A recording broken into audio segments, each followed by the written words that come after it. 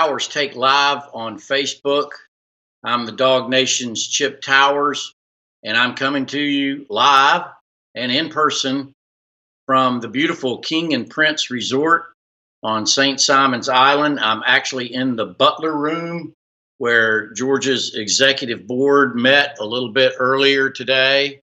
The executive board meets first and kind of goes over what they're going to talk about. Sometimes they conduct business, very rarely do they separate of the board, because it is an open meeting as well, and we're here. And now that the executive board meeting is over, the full board meeting met. The full board met, and they'll meet again tomorrow. This meeting is not over, but right now the board is adjourned, and that's because of that. Right outside that window, that's the Intercoastal Waterway. It's I forget what it's called, South Beach or North Beach or whatever it is on St. Simon's Island. It's an absolutely beautiful day. Both the active board members and Emeriti board members actually go play golf, and they had a dinner last night. They'll have a dinner tonight. It is, as I talked to Jerry Moorhead, UGA's president, and Greg McGarity, their athletic director, it is a bit of a reward for the board members, past and present. And when you're dealing with the type of money that they are, you can't really fault them for what might be considered lavish expenses or whatever. I mean, I don't know what they paid to stay here in the King and Prince this weekend. I could not afford to stay here. But the fine folks at the King and Prince, a historic landmark on St. Simon's, a beautiful old hotel, obviously wonderfully located. I have stayed here many times. Couldn't afford to this year. In Memorial Day weekend, I'm staying down the road a piece. But it is a beautiful facility, and Georgia can definitely afford it. We did not get the budget today, as they did last year. They have split this meeting into 2 days, and the actual budget will be approved. I say it'll be approved. I've never seen it not be approved. East Beach, thank you, Joel Moody, is on here. As always, this is an interactive medium. Let's see how far, if it lets me go all the way back to the beginning. I'm not sure if Robert Hudson Jr. from Sparta, Georgia. I went through Sparta on the way down here. Mr. Hudson, Robert T. Hudson Jr. Jeff Purcell's here. This is an interactive medium, so hop on and give me your questions. Good to see so many of you here on Memorial Day weekend, or heading into Memorial Day weekend. I know a lot of people are on vacation, so I appreciate you being here. Be sure and share the video, as I think Connor Riley puts it out there to share it. And I'm not going to be here too long today. So the bottom line, no surprise here, really. Georgia is way ahead on football ticket sales for 2019. They've already collected $30 million in ticket sales. They're sold out with their season ticket allotment, and that's not a surprise considering you have Notre Dame and Texas A&M coming to Dooley Field at Sanford Stadium this year. So it's a great home schedule. This was a real backpacking session for Greg McGarity today. I know there's a lot of people, who don't care that much for him, or who are critical of Greg McGarity, but, he got applause from the board today when Jerry Moorhead talked about his accomplishments, the accomplishments of the athletic department under his leadership this year and in previous years, and drew applause from the board, which is actually kind of unusual if it's not a sort of solicited thing. So I thought that was interesting. Greg McGarity, of course, his contract expired last year. And he let it expire, and so now he's working on a year-to-year of his volition. is what they're all saying, and certainly the response of the board today would tell you that he's in extremely good stead with those people. Um, and football is very, very healthy under Kirby Smart now. What we hoped to get down here, and really it was just me and Mark Weiser of the Athens Banner Herald covering the board meeting today. We're hoping to get some details on Georgia's um, football facility. There were very few provided to the board. Josh Brooks, who is associate executive AD, executive associate AD, him and the deputy AD are about as high as you can get up without being AD. Josh gave a presentation about facilities. It was mainly focused on equestrian, which is pretty far toward completion, and tennis, which they just circled Henry Field Stadium in construction tape, and they're getting ready to tear that down and build a $8.5 million concrete and steel facility in its place in the same area. I'll give you more updates on the tennis facility and the plans going forward. There's a lot in the works because Georgia has to get their facilities up to date if they want to compete for the next NCAA championships.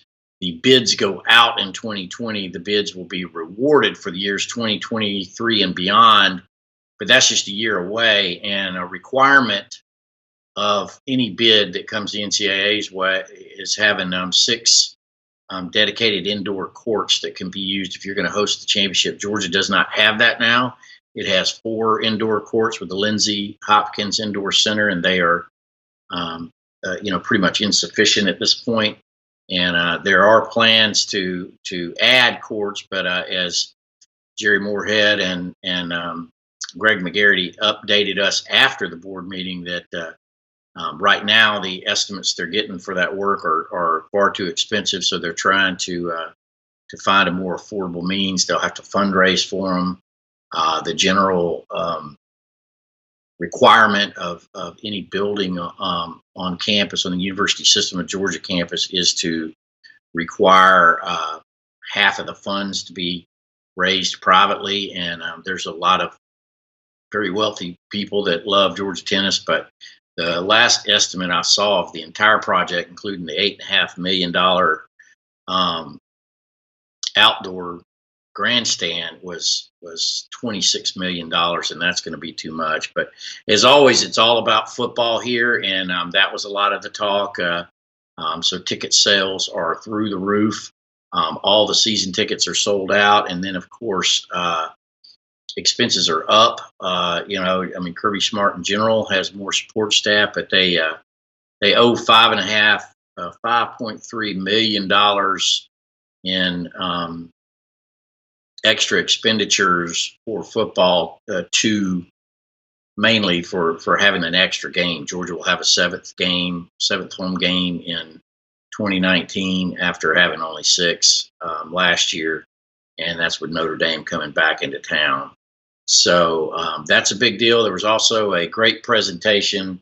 I believe he's a doctor, Dr. Bill Barstow, Mr. Bill Barstow, retired UGA professor, leading the Silver Dogs. He had a nice presentation about their plans for this season and the Notre Dame game as well, and kind of gave a history on what happened for that. Let's see. No sound. What's going on with the sound here? I don't know what the deal is with that. We normally can hear just fine in here. Let me see a thumbs up if you can hear me okay. Connor, they're saying they can't hear me. I'm talking as loud as I can. Usually with my voice, we don't have any problem. Scott Anderson, can you hear me all right? Thank you, Ken Butler. So we're actually, so I would suggest Jeff Purcell turn up the volume on your particular thing. Yeah, sorry to bother you with that. This is kind of a make do accommodations. I mean, I'm set up here, like I said, in the Butler room at the King and Prince Hotel. just inside of East Beach on St. Simon's Island. I wish I had a chance to get out there in that beach, but after work. So I have a lot more stuff to write right now. I've just reported some of the football information and a little bit about academics and some other things. But as always, there's a lot of news. Different people value that news at different degrees. I mean, you're not going to hear anything about the competition at right guard at one of these things, but you hear a lot of interesting things. One of the discussions I had afterward with Jerry Moorhead was the facilities arms race, which is clearly ongoing in the SEC, and of which Georgia is very much a part. They've had over $100 million in improvements in football alone, and I'm hearing that this new football facility that they're going to build on the footprint of the current Butts-Mehre building. Now, they haven't confirmed that, but that's my understanding from everybody behind the scenes. That might cost $80 million. It's going to be over $50 million is what I heard.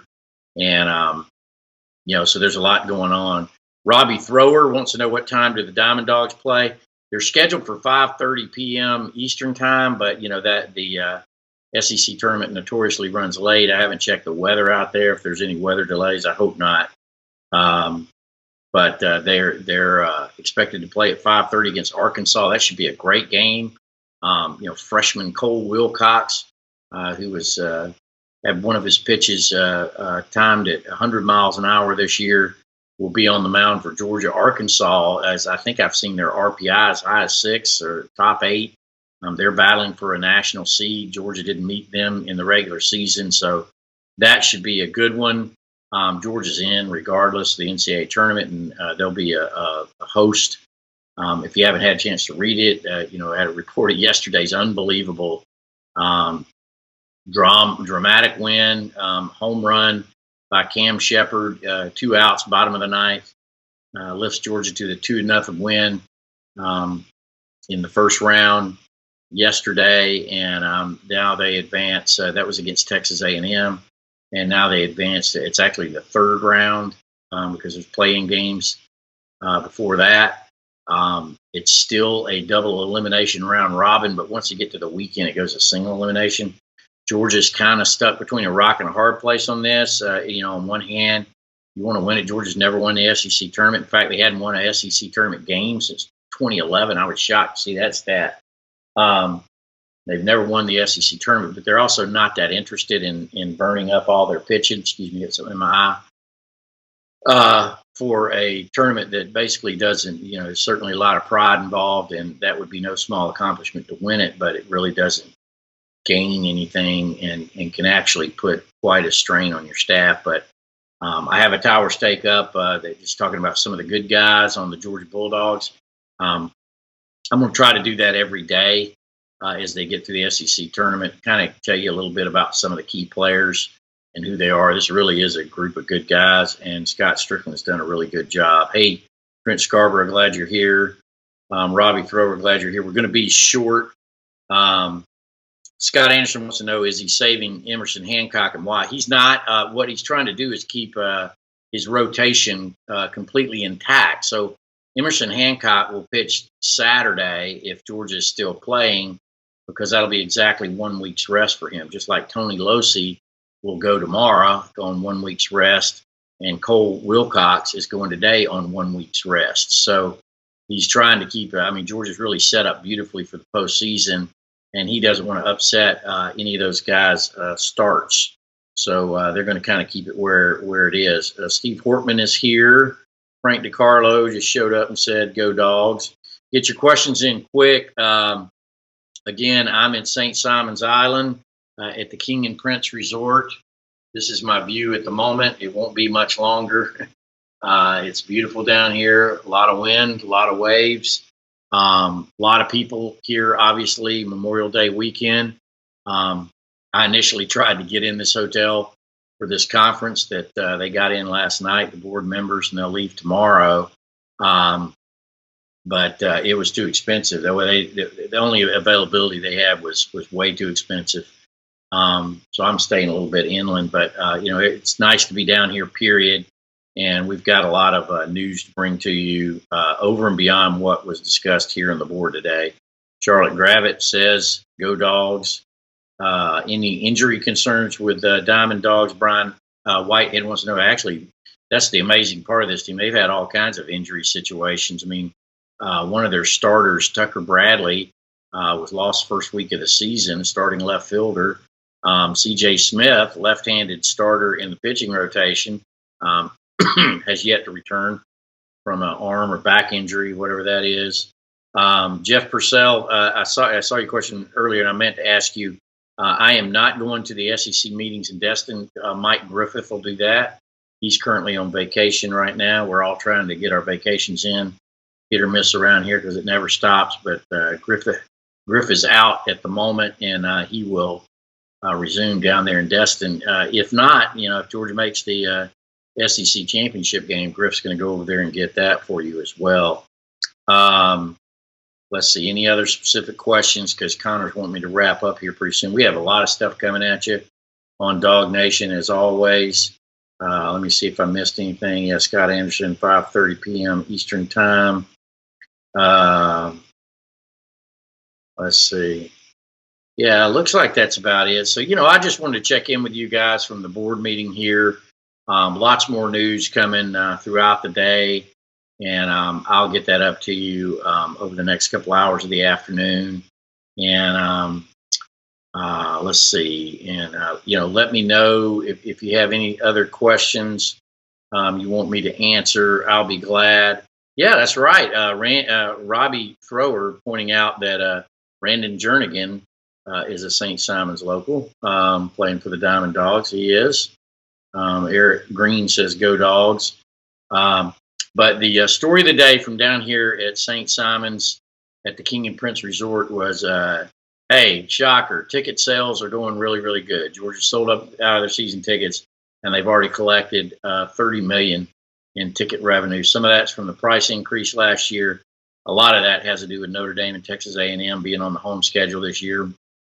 Greg McGarity lauded Kirby Smart and Josh Lee for ramping up scheduling, and they expect a 18 playoff in the near future. That's what I've always expected. I think that's what college football should be now, and that's putting more emphasis on games, which I think is great for an entertainment purpose. I've seen a lot of buzz about Notre Dame football.